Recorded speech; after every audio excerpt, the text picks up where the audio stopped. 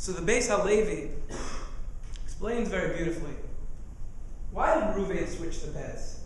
Why didn't he have derech eretz for his own father, who took his bed and put it in the tent of Bilam?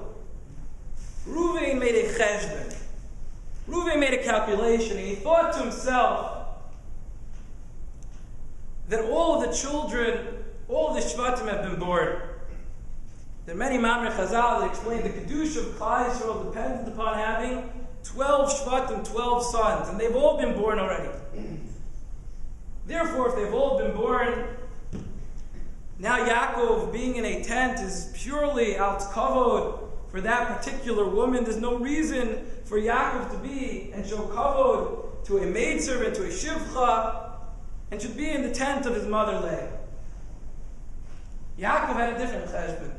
The Malbim and others explain that Yaakov understood there was a possibility of more sons being born, and Yaakov felt those sons therefore should come from the bias, from the house of Rachel, and Bilhah was the maidservant of Rachel.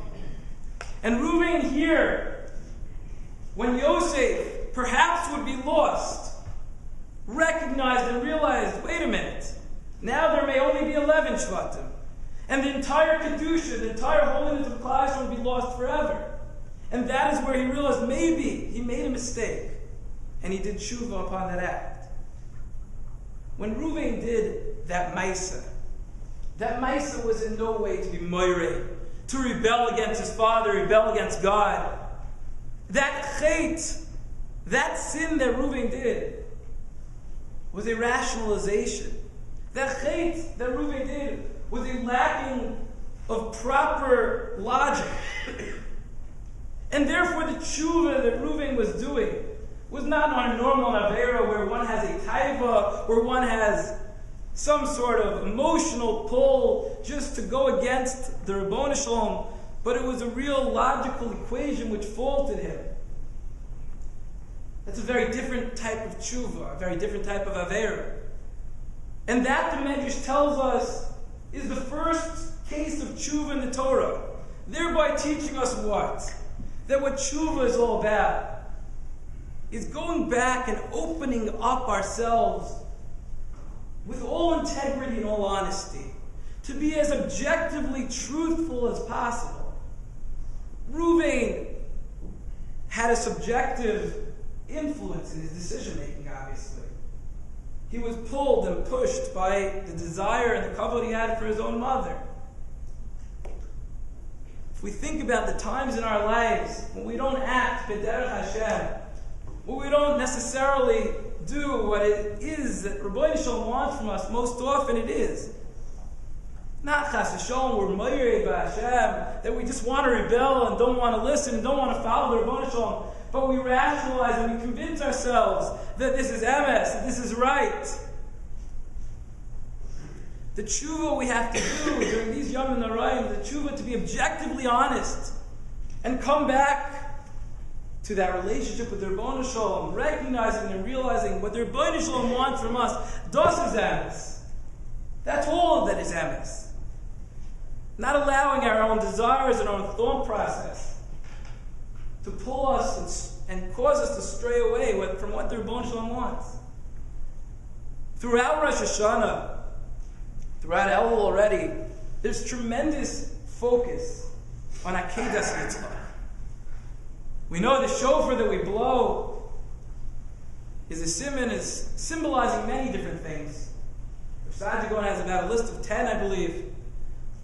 But one of the main simanim of the shofar, one of the main things we're supposed to be thinking about is the idol of Akedas Yitzchak, the ram of Akedas Yitzchak. On Rosh Hashanah itself, when we lane the parsha of Akedas Yitzchak and Parashas Vayera. Tonight we're going to begin Selichos, and in the Selichos we're going to mention towards the end Misha'ana Avraminu Bar Miriah Hu Yanenu, the one who answered Avram Bahara Moriah. Out of all the things that we emphasize in Avram's life, it's Akedas Yitzchak, and the very next is Yitzchak Avinu Shenekar Al Mizbeach. Akedas Yitzchak. What happened by Akedas Yitzchak? We all know the amazing Mesiras Nefesh of Avram Avinu and Yitzchak Avinu. but perhaps it can be looked at in a different light. My Rabbi Rav Lachman, he once explained very beautifully. He asked and he explained that why is it that we, each and every one of us, sometimes stray away to some degree, to some extent, from the Derech Hashem? Why is it that we rationalize against the Ratzon Hashem? It's because unfortunately in our lives we're not constantly aware and being spoken to by the Rebbeinu Shalom. Akedas Yitzchak, the Rebbeinu Shalom, the Chvod V'atzmo, came to Avram Avinu and says, Kachna, Pinchas, Yechidcha, Sherafta, V'lech L'chal Ha'Ritzariya.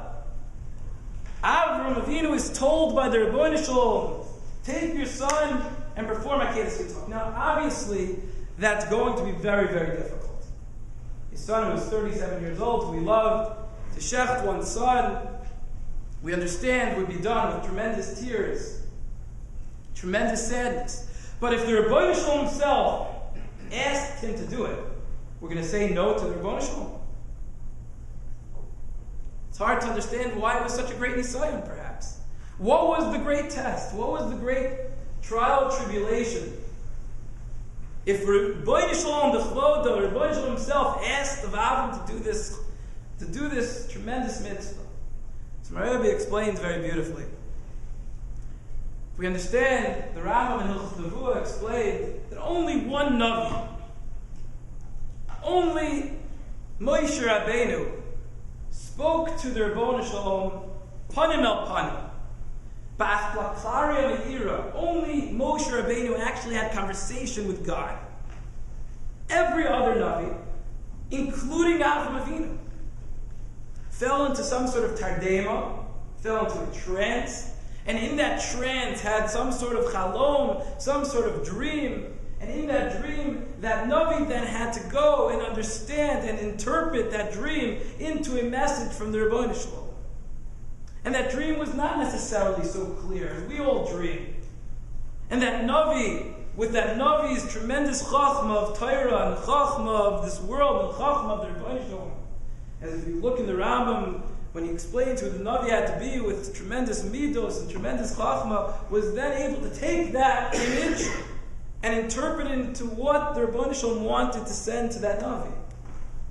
So Avram Avinu, although the Psukim seem to tell us, was commanded panim al panim by the Rebbeinu Shalom to take his son, Yitzchak, and shecht the son, that's not really how it happened.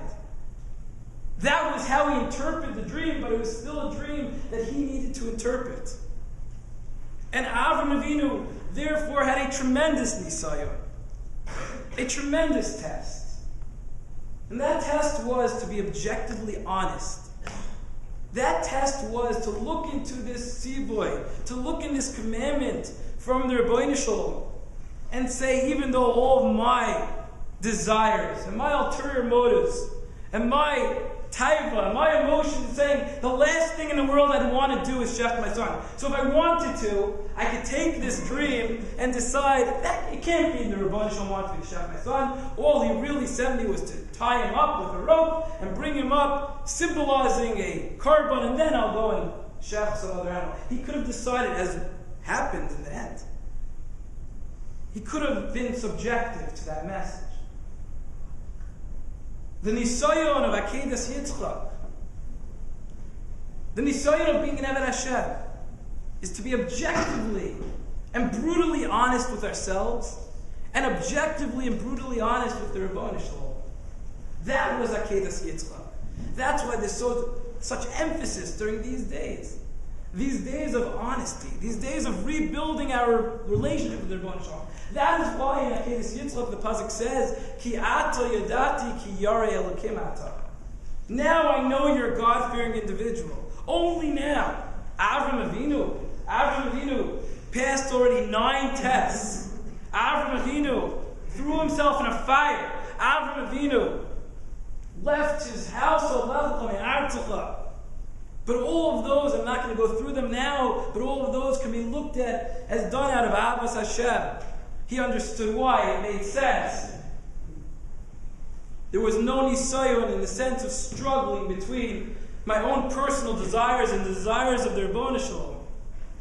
Comes along Akedas Yitzchak, and everything in it goes against anything I'd want to do. The last thing in the world I want to do is shech my son. In fact, his whole life he's been preaching against Avodah Zarah, and in those days one of the forms of Avodah Zarah was shechting your children. He's been preaching his whole life against this, and now he's going to go and perform that exact ma'isa. Akedas Yitzchak is being completely open. It's not about me. It's about Ribono Shel Olam. That was the tshuva of Ruchai. That was the ma'isa of Akedas Yitzchak.